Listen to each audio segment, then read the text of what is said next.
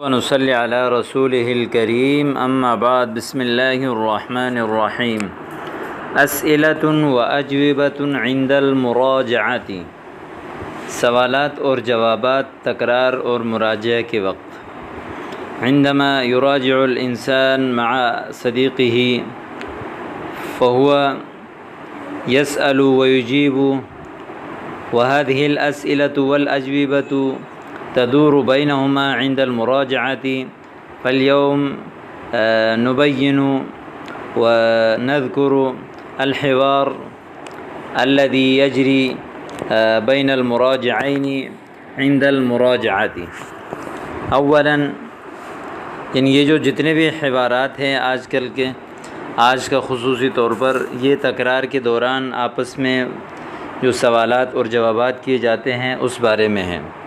سب سے پہلا جملہ ہے هل يمكنني ان اراجع معك، کیا میرے لیے ممکن ہے کہ میں آپ کے ساتھ مراجعہ کروں یعنی تکرار کروں۔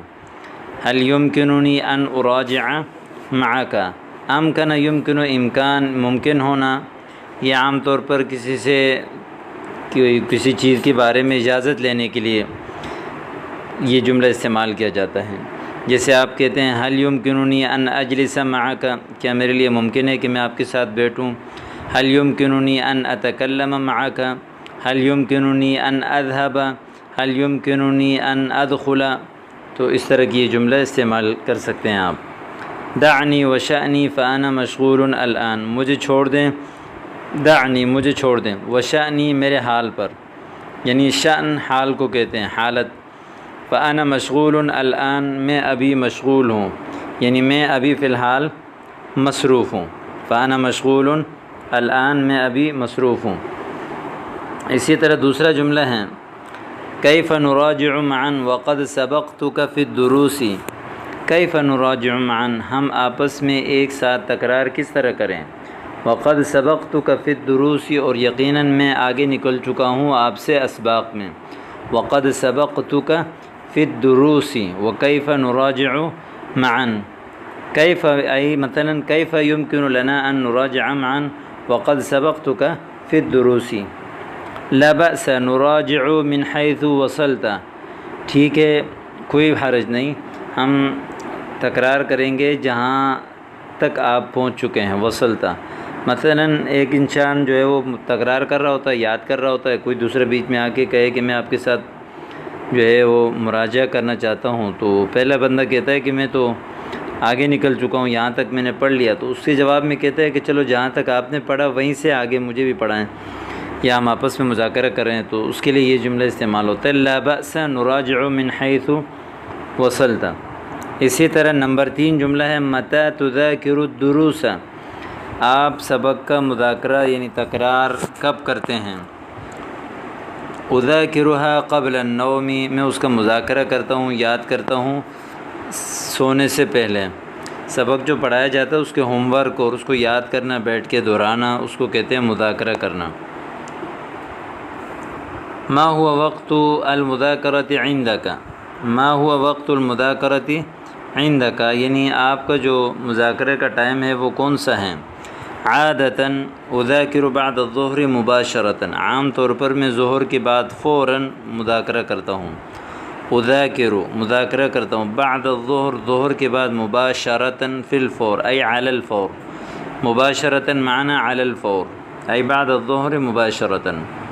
یا اخی ما لک لا تراجع دروسک، کیا ہو گیا کہ آپ اپنے سبق کا مطالعہ یعنی مذاکرہ نہیں کر رہے۔ لا تراجع دروسک، المراجعة تكون بين الاثنين لأن هذه الجمل تستعمل من باب الإفعال وهناك التقابل بين الاثنين، مثلا هكذا ما لك لا تراجع دروسك، أشعر بخمول ولا أريد المراجعة الآن، خمول سستی یعنی اونگ نیند کی جو سستی ہوتی ہے اس کو خمول کہتے ہیں۔ اشعر بخمول ولا اريد المراجعة الآن، ابھی میں مذاکرہ کرنے کا ارادہ نہیں کرتا۔ من الذي يراجع معك، آپ کے ساتھ مذاکرہ یعنی تکرار کون کرتا ہے۔ عادتاً اراجع مع خالد، عام طور پر میں خالد کے ساتھ مذاکرہ کرتا ہوں۔ عادتاً اراجع مع خالد۔ حل سمعت ما حفظت، کیا آپ نے نہیں، حل اسمعت ما حفظت، کیا آپ نے سنایا جو آپ نے یاد کیا؟ اسمع یسمع اسم باب افعال سے ہے، اس کا معنی ہے سنانا، ایک سمع یسمع سے اس کا معنی ہے سننا۔ ما حفظت جو آپ نے یاد کیا، ما حفظت، حفظ یحفظ سمع سے۔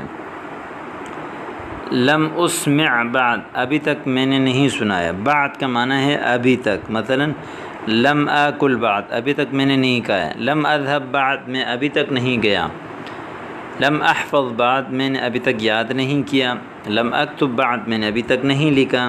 جیسے آپ کسی سے پوچھیں گے اما ذهبت حتى الآن، آپ ابھی تک نہیں گئے، انہوں نے کہا لم اذهب بعد، میں ابھی تک نہیں گیا۔